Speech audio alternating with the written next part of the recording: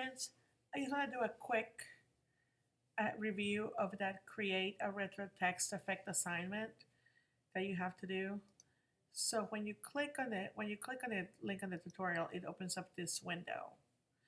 All you have to do is just follow the steps. That's all you have to do in this assignment. Click down here and get the files.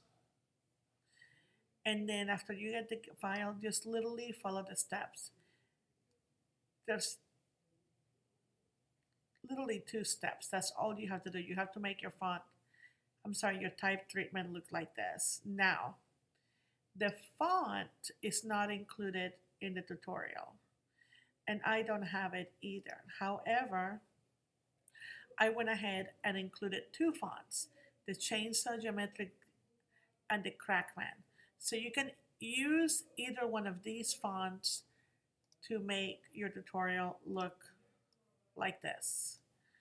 And all you have to do, once you are done with this assignment is due on Sunday the 30th. Once you're done with this assignment, you have to upload it for a grade.